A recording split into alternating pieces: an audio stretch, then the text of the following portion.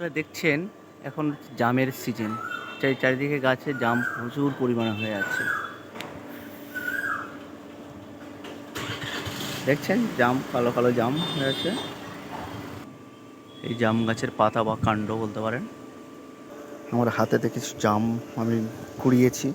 চারিদিকে প্রচুর ছড়িয়ে ছড়িয়ে পড়ে রয়েছে। প্রচুর জাম পড়ে রয়েছে। তো আমি হাতে করে কিছুটা কুড়িয়ে নিয়ে আপনাকে দেখাবার চেষ্টা করছি। বন্ধুরা, জাম বা আমরা যেটাকে বলি ব্ল্যাক প্লাম, জামের বিজ্ঞানসম্মত নাম হচ্ছে সাইজিয়াম চুমিনি। জাম গাছ মার্চ এপ্রিল মাসে ফুল আসে এবং ফল হয়। জামের ফুল ছোট এবং ঘ্রাণওয়ালা। মে জুন মাসের ফল বড় হয়। ফলটি অনেকটা লম্বাটে ডিম্বাকার।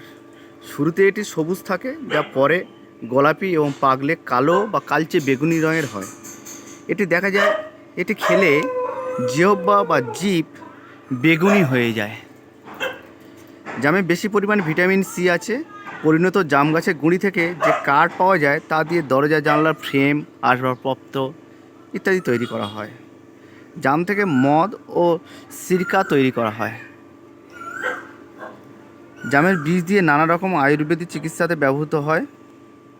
মানে জামের বীজ বলতে এই যে দেখাবার চেষ্টা করছি, জামের এই ভিতরে যে আঁটিগুলো, আঁটির মধ্যে এই যে এগুলো রয়েছে, এইগুলো হচ্ছে জামের ভিতরে জামের বীজ আছে। মানে এইরকম টাইপের ছোটো ছোটো বের হবে।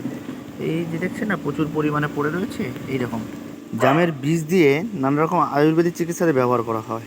যেমন কি হজমের সমস্যা, উচ্চ রক্তচাপ, মাড়ি ফোলা ইত্যাদি থেকে জামের বীজ, ছাল, পাতা ব্যবহৃত হয়।